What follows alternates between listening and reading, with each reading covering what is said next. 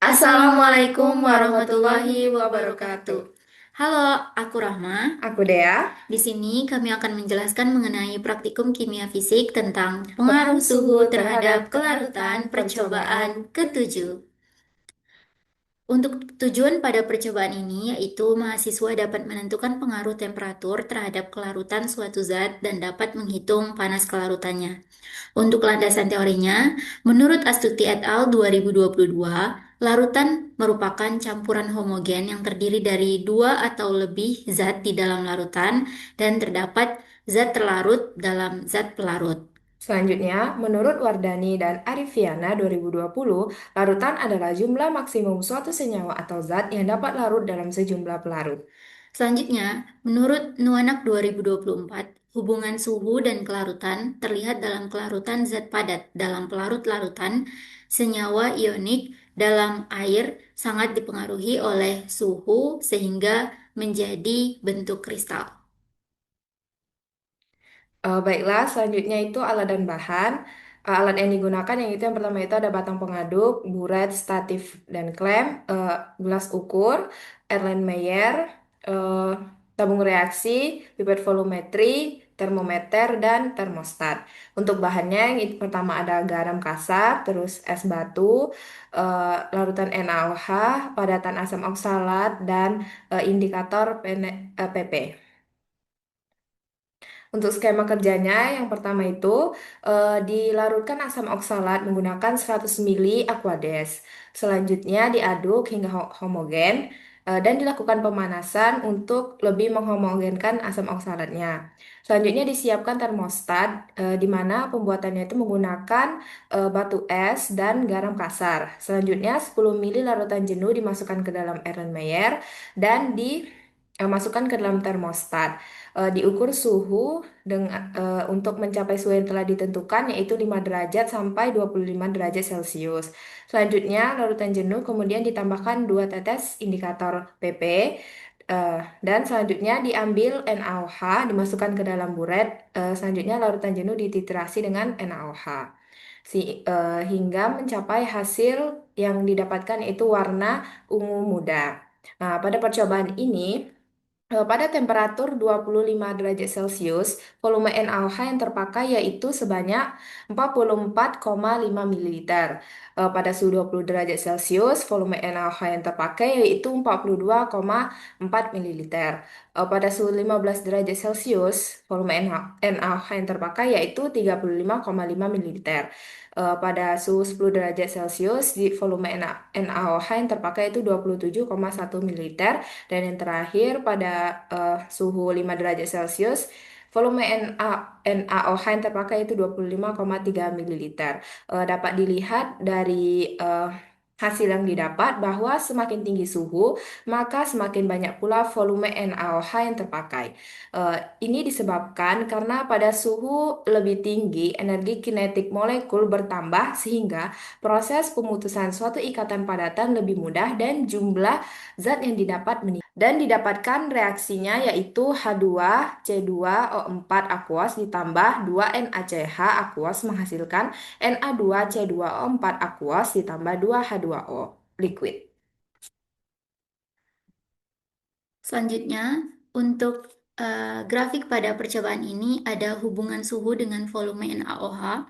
Nah, berdasarkan grafik ini, semakin tinggi suhu larutan jenuh asam oksalat, maka semakin besar volume NaOH yang digunakan. Untuk menetralisasi asam oksalat dengan persamaan Y-nya itu sama dengan 1,074 X ditambah 18,85 dengan nilai reagennya, nilai regresinya yaitu 0,9556. Eh, Hal ini menunjukkan bahwa setiap kenaikan suhu itu sekitar 1 derajat Celcius, dia menyebabkan kenaikan volume NaOH sekitar 1,07 ml. Hal ini menunjukkan bahwa posisi pelarut itu bersifat eksotermis, di mana kenaikan suhunya dapat memperbesar kelarutan. Untuk grafik kedua, yaitu hubungan suhu dengan log M. Nah, berdasarkan grafik ini, menunjukkan bahwa kelarutan asam oksalat itu bertambah dengan naiknya suhu ketika ketika semakin tinggi suhu, maka semakin besar molaritas larutan jenuh yang terbentuk dengan nilai regresi meningkat mendekati satu, yaitu 0,9511, yang berarti hubungan suhu dengan kelarutan semakin kuat. Kenaikan slot dengan 0,0141x ditambah 0,7151 menyebabkan nilai log M. Ya, nilai log M-nya bertambah sekitar 0,0141. Dengan kata lain, hasil percobaan ini sejalan dengan teori termodinamika larutan pada cair, karena delta H-nya itu bernilai positif atau terjadi eksotermis pada hubungan suhu dengan log M. Selanjutnya untuk grafik ketiga, yaitu hubungan 1/T terhadap log M. Berdasarkan grafik ini, didapatkan nilai slope-nya negatif, yang mana untuk grafik 1/T terhadap log M bernilai delta H positif yang menunjukkan bahwa pelarutnya itu bersifat eksotermis. Hubungan antara suhu dan ketetapan kesetimbangan kelarutan dapat dijelaskan melalui persamaan Markovnikov.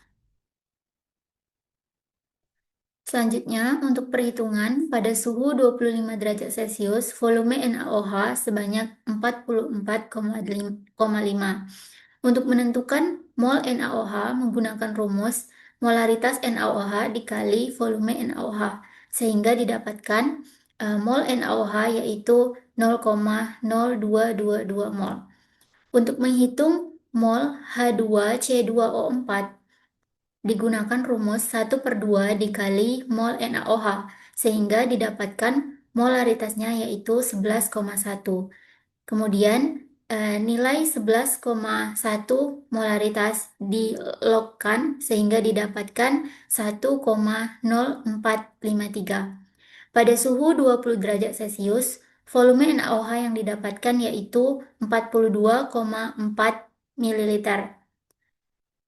Dihitung nilai molnya sehingga didapatkan 0,0212 mol.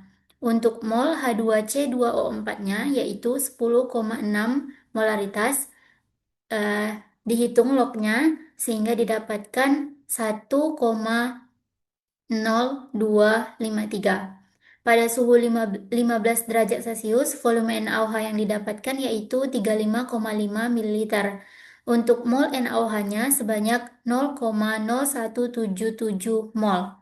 Untuk mol H2C2O4 pada suhu 15 derajat Celcius didapatkan 8,8 molar molaritas. Kemudian dilogkan sehingga didapatkan nilainya 0,9444. Pada suhu 10 derajat Celcius, volume NaOH yang didapatkan yaitu 27,1 ml. Dengan nilai mol NaOH didapatkan 0,0135 mol dan mol H2C2O4-nya yaitu 6,7 molaritas. Kemudian dilogkan, kemudian didapatkan eh, nilainya yaitu 0,8260.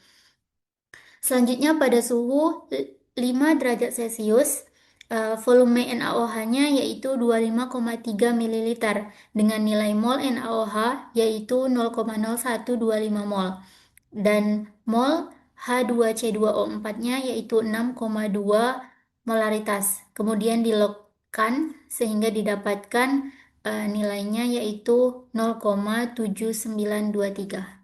Selanjutnya, menghitung delta H kalori pelarut diferensial delta H3, di mana Y sama dengan min 1174 X ditambah 4,9985, slope sama dengan min 1174, intercept sama dengan 4,9985, eh, R pangkat 2 sama dengan 0,9535, delta HDS sama dengan, kayak mana sih Lama? Nah, betul. Oh, selanjutnya menghitung delta HDS gitu sih yang ya.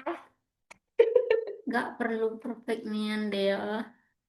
Diam dulu.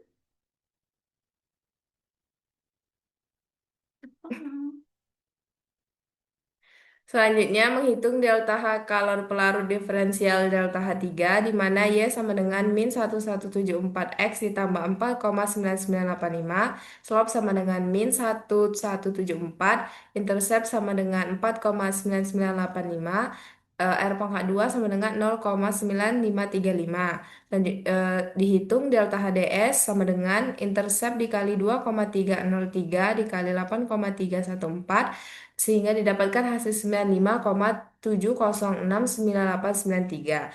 Selanjutnya kita menghitung delta H kalor kelarutan rata-rata.